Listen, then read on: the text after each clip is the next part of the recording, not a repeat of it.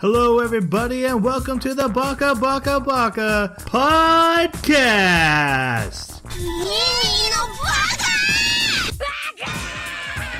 Baka. It's amazing how every time you open your mouth, you prove you're an idiot. Here everybody, and welcome to a mini-sode of Baka. Normally, we are an anime podcast that watches an anime every 2 weeks. We talk about it here on this podcast. We turn it over to you in the comment section. Every other week, we don't do that. We talk about whatever we feel like, and you just have to put up with that. And then you can also still comment, because that's probably for the best. But this week, we are talking for the second time in our podcast history about villains. But before we start, let me introduce my co-host. First off, we have the Lex Luthor to my Superman, Jeremy. How are you doing? I'm doing pretty good. Actually been paying attention a little bit to what's been going on with Dwarf Fortress. Apparently it's coming to Steam. It's a good thing, it's a bad thing. Like, I like the idea that with a release on Steam comes a little bit more intuitive interface that Tarn Adams is kind of working with somebody else to provide, so he doesn't have to take too much of the time that I'm really happy when he spends working on really deep, complex mechanical systems. I want him to keep doing that. But he's enlisted some help from Kit Fox Games to do some of the interface, or at least to get people together to do it. And that can only make it more interesting to be able to have an easier way to manipulate the interface, manipulate the things that are going on. But it's bittersweet. Would you have rather had it on Epic? I'm so uninformed. You know, my Phoenix Point game that I already prepaid for like a long time ago just suddenly said it's Epic only. And I'm one of the few people that's like, I still want the statue, and I still want the concept art, and I still want the books that I paid for. So I'm keeping my pre-order. There's so many people that are like, canceled. How could you do that? It's over. Wow. Oh man, it's just a constant list of comments through YouTube. Jason. Oh, yeah, the other guy. That guy. To be named. The Captain Boomerang to my Flash. Jason, how are you? Don't know who that is, but doing well. Well, let's just say he's a guy who throws boomerangs at the fastest man in the universe. Hey, Mega Man had a boomerang guy. So that is true. Mega Man. Actually, I did watch the Mega Man Death Battle, and yeah, he can move that fast. At least one of his iterations can. Yeah, there is the online one. Yeah, I saw that too. Yep. Perfect. Oh, it's your bad, Jason. Got Mario Odyssey. That's been funny. That's been fun. Oh, okay. Yeah. It's funny because I've seen all sorts of videos of is Cappy evil? And also the moral implications of mind enslaving other sentient creatures. Is that just a game theory? Well, NapPad's not the only one that's done it. There's been other people that have touched on that subject, but more on the morality side than just Cappy's evil, because that's a title. But no, it's very interesting mechanics. I think it definitely lends back to like Mario 64. But with the one thing that it struck me really odd at the very beginning of the game is here's Bowser. He's captured Princess Peach. You know, you're fighting him and he wins. And he's like, haha, I'm off to my marriage my marriage ceremony with Princess Peach. And I'm like, it feels really rapey for Mario game. Like normally it's just I captured the princess, but this is like I captured the princess so I can make her my wife. I'm like, that's seems inappropriate for a child's game. We're technically married now, right? But no, getting the control of T-Rex was pretty great. So that's cool. That's cool. Oh, and tanks. You can mind control tanks. There's like puzzles you get to do with it. Oh my gosh. Yeah. And my name is Troy. I've been watching a ton of movies lately. I just finished Triple Frontier. It was a Netflix movie that apparently has been in like production hell since 2001. And finally, movie studios are like, we're not going to make it. Netflix is like, we'll take it. It had Ben Affleck. Well, here, let me present it in characters. It has Batman, it has Poe Dameron, it has Oberyn Martell, and it has the main guy from the first Pacific Rim. That's a weird combo. That was a great combo because it was the actors. And they play ex-soldiers who decide to take out a drug lord, but then also take all the money he has and try to escape with it. And knowing that, like, yeah, we're killing a bad guy, which is great, but we're also committing a huge crime. Look, we got to get to our actual discussion that we're actually here to discuss. Which, again, like I said, we have in the past discussed what makes a good villain. We were a very young podcast at the time. We had just started. We were halfway through ReZero at the time. That was a long time ago. That was. I listened to that episode. We have grown a lot since then, I'd like to think. But now we're here to bring up the discussion of and make retractions. Yeah, exactly. Fix things we may have said, and also really examine more the villain and character relationship and the importance of that in storytelling. Jason, this is your mini-sode. Why don't you set us up here? So we just got done watching Goblin Slayer, and it kind of got me thinking about different villains that we've seen in anime lately.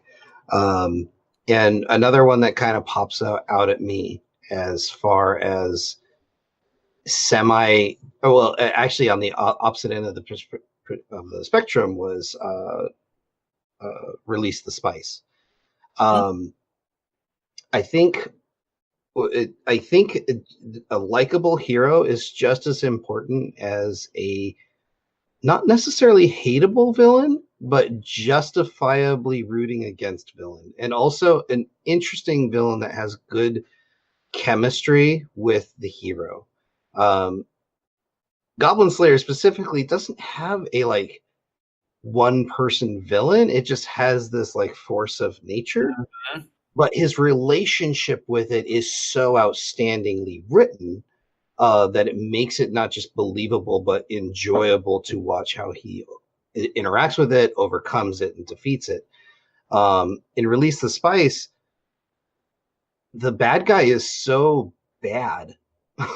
And I remember in that episode, it was only a few weeks ago.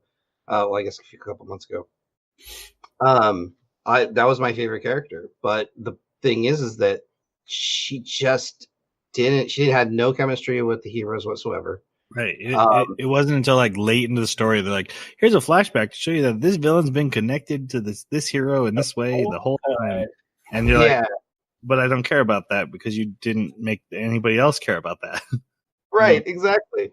And it's all hidden in shadows, and you don't know who I am, and you had no connection to the villain. And I think we talk about that a lot, a connection to a character. Make me care about your characters.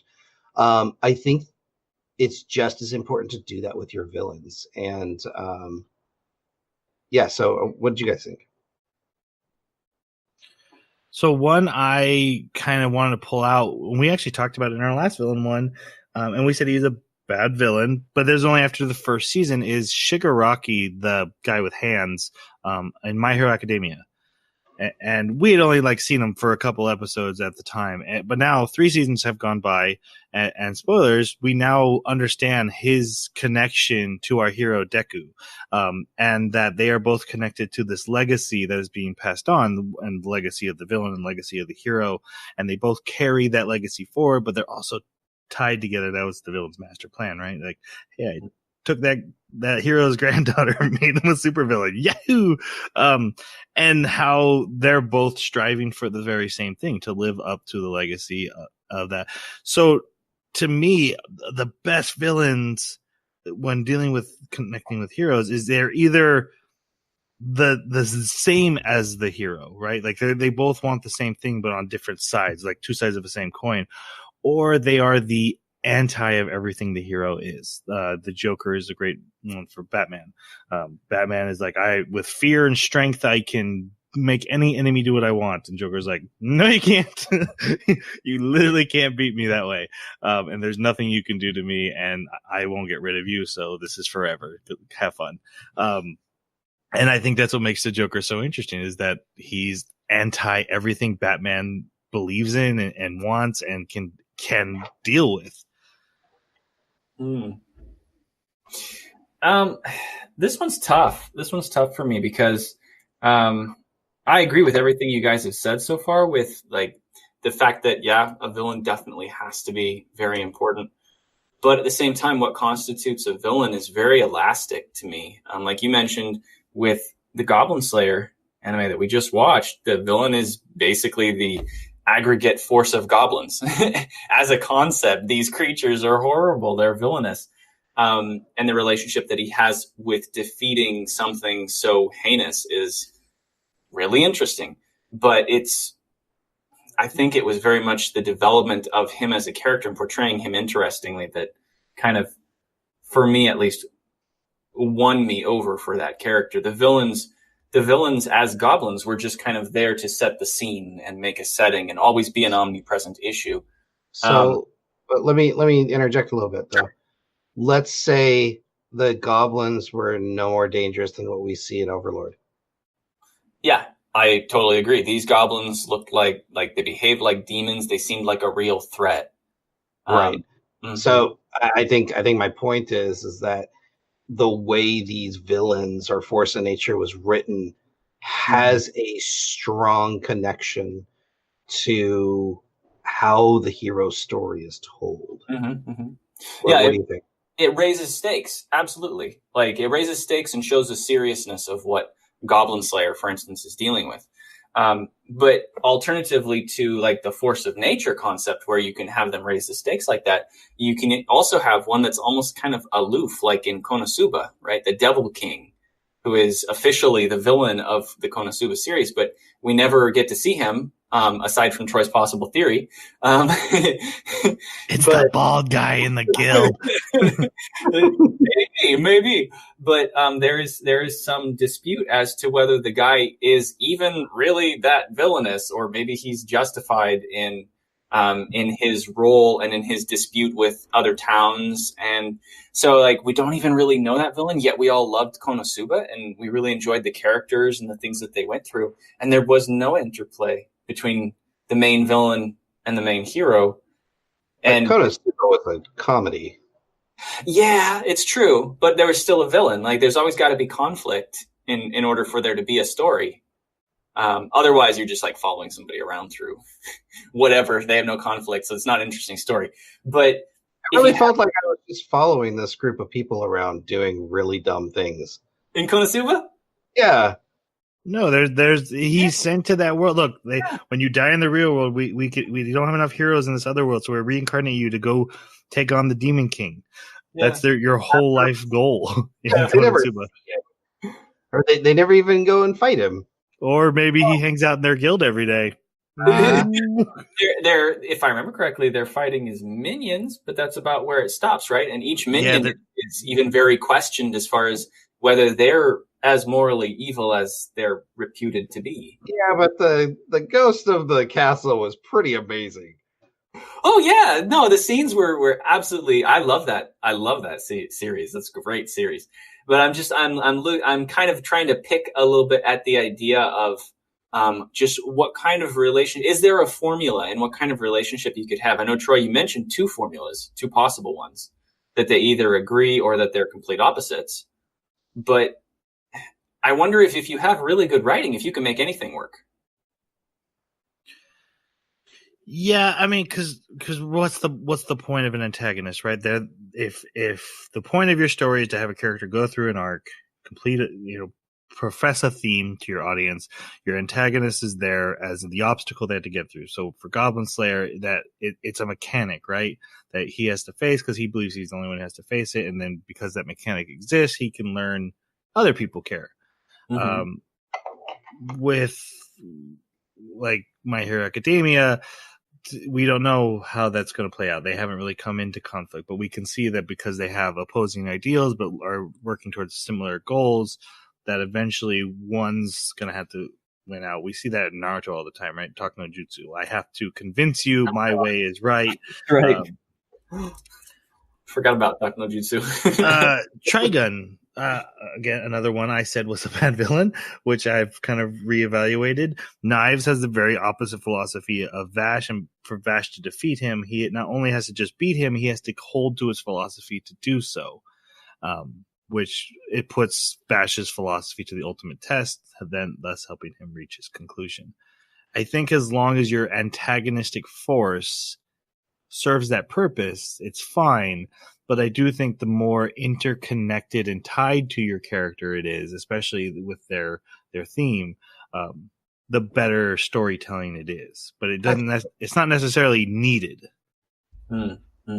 I think the stories that I end up remembering are more due to the chemistry between the hero and the villain than it is just the great action scenes. Of course, like that's kind of broken in Kota Suma because I think, the comedic moments are the most memorable ones, right? Yeah. Like how darkness loves to be the shield for everyone. Yes. So I have a question. Do you think there's a difference between a good written villain and like, oh man, I just love watching this character on screen, and this villain's connection to this hero is good storytelling, even if it's not really that interesting of a villain, but when the hero has to face that villain, it makes a really enthralling story. I think a good example of, like, the first thing that came to my mind when you described that was Ainz when he goes against the hero captain. That was intense. Yeah, like, I honestly didn't know, is Ainz going to kill him? Like, I didn't know when I was watching that scene. Like, are you really going to do this? And it, because, it took us a while to kind of come to the consensus that, this is an anime about a villain. This is not an anime about a hero. Yeah, exactly. And I think that particular, and that's a cool dynamic because, we're following around the villain instead of the heroes. But for, that particular encounter was very impactful because of their relationship, because of their chemistry, and because of their ideals and the way that particular scene was written. Mm-hmm. At least for me. Yeah, that's very interesting. I think I would actually have to say I agree with the idea that if the story is well written and there is good chemistry like that, or even if there's good enough background and good enough mystery put into what the relationship was, and you have to pick that apart to understand and gradually get an explanation of why these two characters have a deeper, more layered relationship than what we're initially seeing, that can redeem what might look like as a shallow villain. Unfortunately, I can't pull any examples off the top of my head, but the idea. So here's an example of a poorly written relationship. Okay. Cabinary of the Iron Fortress. We had a very decent idea and compelling storytelling most of the way through the first act. Yep. And then we met our villain, and it just fell apart. Yep. So again, to be fair, I don't remember Biba as well as I would like so I can't really make the argument. But I know at the time my argument was that Biba made the main character better because of their relationship. Oh, you thought so? Yeah, we had a fight about it. Okay. All right, here we go. I actually have a example of the other side of it's a badly written villain, but it has such a strong connection to the characters that it actually plays out well. And I've pointed out that I don't like this villain, but it's and there's big spoilers for the ending of Fullmetal Alchemist Brotherhood. So the villain father, I think he's pretty bland. He's just this overpowered guy who sits in a chair. You just can't touch him. He eventually becomes God, and then they have to beat him. He's not super compelling as a character himself.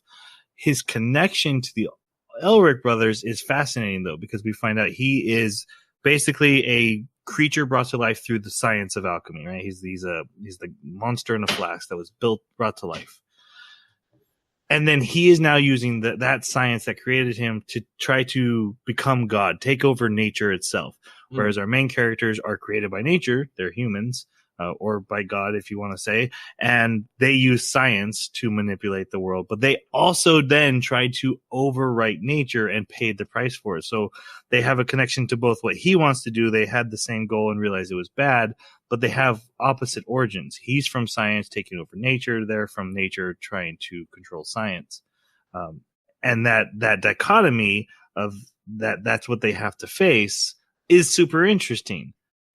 But in the story, he's just a big guy who sits in a chair. Very interesting. So it's layered, and at surface value, it's very boring. But once you get down into the nitty gritty, there's actually some really cool. Right. It makes, like I said, it makes sense in the theme why that would be their final villain. But he's not as especially written as a compelling character. He's not super important. Yeah, it reminds me of a villain that I really did like, which was Beetlejuice. Beetlejuice from ReZero, the crazy bug-eyed guy that was just horrific. But another one that comes to mind is One Punch Man. Can you think of anybody that actually... I mean, I know it's kind of... One Punch Man is sort of its own thing. But, like, once again, it's another anime that we all love. And there really is no showing of a villain. Like, nobody can be a villain to one. Yeah, his boredom is the villain. I like that. That's good. Yes. Yeah. But, you know, you can't really have a great backstory with your villain, nor does it ever have any chemistry or interplay with the character if it's just boredom. Well, Boros suffers from the very same boredom he does, which is their connection, right? And then... But we kind of only get introduced to Boros right at the very end, and he doesn't live very long. Yeah, no one. That's another thing. No villain can live very long through One Punch Man. So, like, but it's still an awesome anime, and we love the character of Saitama just because of the boredom that he confronts and how he deals with it, and how nothing is really a challenge for him. I think. I want to say, I think Beetlejuice is a really interesting example because I think he's a very interesting character, but does he have a very important connection with the main character in what Subaru is going through? Through the witch. Through the witch, because he worships and supports the army of the witch that brought. That's right. Brought him there. I'm saying more thematically, though. Yeah, they didn't really have much of a relationship until he did terrible things to Rem. Yeah. But like what Subaru is trying to learn in the story, or what the theme of the story is, does Beetlejuice like represent the antagonistic force of that, or if Beetlejuice wins, he disproves Subaru's truth? What would you say Subaru's lie or truth is? Because I always just I saw it as his survival. Like I'm not very good at picking out the truths and lies to these stories. That he's not good enough, that he's just, because so many times he feels like he just needs to give up, and then he ends up having to push past that and then come in and save the day. But I think, you know, his problem is that he keeps thinking, you know, I'm not a hero, I'm not a warrior, I can't do this. So anyone can be a hero is the lesson he learns. Or, yeah, along those lines. Yeah. But what does Beetlejuice represent as an antagonistic force to that? Maybe if you do fail, you go insane. Or if he gives into the witch's influence, that he could end up like Beetlejuice. Yeah, because he did sound like him during some of his conversations, some of his moments. He actually sounded a lot like Beetlejuice. I remember that now. Yeah. So it was a potential of what he could become if he wasn't careful. Okay, so final conclusions. What are your thoughts, Jason? I think it's important. I don't think it's just good enough to have a great hero. I think to have a compelling, long-lasting, top-tier storytelling, anything, let alone anime, you have to have not only a compelling hero, but a compelling villain, and them to have a decent relationship or conflict that brings them to have those moments where they can have a relationship during the storytelling. Because just like with Release the Spice, there was no relationship there till the very end, and it fell flat. So I think that's my stance, is that without that, whether the villain be nature or person, if there's no relationship there throughout the story, then it can fall flat. I think it's entirely genre based, and I would agree with you 100% if we were dealing with something that was along the lines of like dark fantasy or any other kind of, where it's got a level of drama, where the show's taking itself seriously and it wants to make you remember the story that's being told rather than just be taken on a ride. But I do think that there's a lot of anime where the hero can just be taken on a ride and you can go along with them. And in those, I think the villain can almost be ignored, just sort of as a background feature of the anime. Like, yeah, the hero's got to triumph over something, but I think it's very genre specific, and those will be a specific taste. And you might still rank them high, but you're not going to walk away with like this epic, dramatic story. You're going to walk away with an adrenaline rush. I think comedies would be exempt from what I just said. Yeah, comedy's another one. Yeah. For me, Cell is the best Dragon Ball Z villain, and I will die on the Cell. Cell? Okay, maybe in abridged. Yeah. No, I think Cell is the best villain in all of Dragon Ball Z. Really? Yep. Better than Frieza? I really liked Frieza. Yep. Because Cell is both the connection to Goku is much better than Frieza, whereas he does have the planet blowing up. I get that, but Goku actually has to make a major character growth to defeat Cell, which is, I can't win this fight. I have to walk away and let someone else win. And then Gohan has to go through a major growth of believing in himself. And Cell represents the ultimate hubris of both Vegeta and Goku that gets them into so much trouble. He is basically their hubris brought to life. Cell's the best villain. I really didn't like Gohan's growth in that, because it was, I have feelings, therefore my feelings have triumph you. Literally how all of Dragon Ball Z works. That's not true. That's after Scouters, yeah. Okay. My favorite was Boo, but anyways. My favorite was Frieza. Okay. All right. If you have thoughts on villains, if you'd like to point us out where we conflicted ourselves in our earlier episodes, which I know we did. Oh, yeah. But we've learned so much over the years watching all these animes. We've really evolved, I think, as reviewers and critiques. While we still have a long room to grow. So it's interesting how, like, when I listen to that old episode, it's interesting how my views have changed, and I'm sure Jason and Jeremy's are very much the same. So if you have thoughts and want to comment on villains and their connections and give great examples in animes that we missed or forgot about, you can reach us on our Twitter at Baka Podcast, or an email, the anime Baka Club @gmail.com, or leave a comment wherever you found our podcast, and it'll get back to us. We would love to hear from you. This has been a really fun mini-sode topic. Mm-hmm. Took us a while to get to, though. Yeah. All right. We are currently watching That Time I Got Reincarnated as a Slime, aka the anime about being a slime. We are only watching the first 13 episodes right now. We will watch the rest of it later. So please, hope you're following along with us, and we'll be talking about that next week. With that, I think it's time to say goodbye. Thanks for listening. Beetlejuice. Sayonara.